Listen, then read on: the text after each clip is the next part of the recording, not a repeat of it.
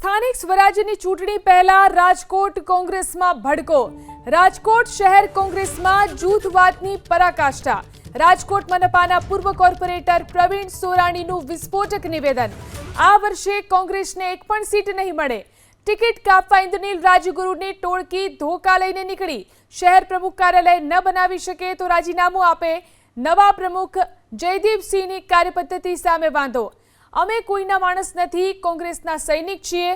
હાલમાં કોંગ્રેસ આગેવાન ઇન્દ્રનીલ રાજગુરુની માલિકીનું કાર્યાલય કોંગ્રેસ કાર્યાલયમાં અપમાન કરીને કાઢવામાં આવ્યા તેવી પણ વાત પ્રવીણ સોરાણીએ કરી છે। અમારી જ્યારથી રાજદીપભાઈ પ્રમુખ બન્યા ત્યારથી અમારી રજૂઆત છે કે કોંગ્રેસ કાર્યાલય બદલાવો ત્યાંથી, કારણ કે ત્યાંથી જે સંચાલન અને કાર્ય પદ્ધતિ છે એનાથી હું સખત નારાજ છું। જ્યારથી અતુલભાઈ પ્રમુખ હતા ત્યારે પણ અમને ત્યાંથી કાર્યાલયમાંથી હળદૂત કરીને કાઢવામાં આવ્યા હતા।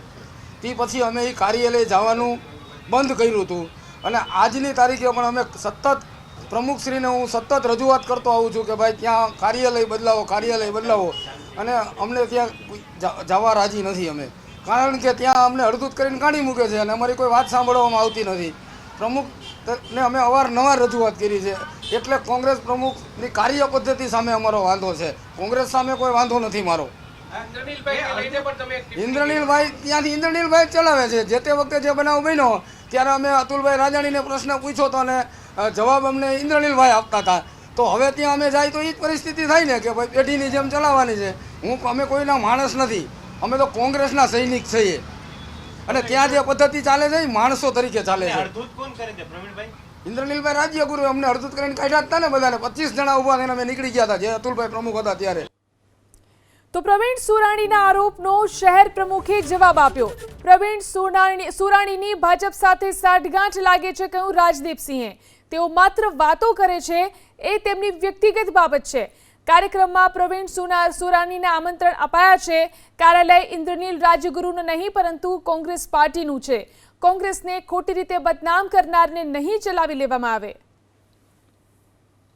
હવે પ્રવીણભાઈએ મન બનાવી લીધું હશે, કદાચ કોઈ સારા લોકો સાથે બેઠક ઉઠક થઈ ગઈ હશે એટલે કદાચ આવી વાત કરતા હશે।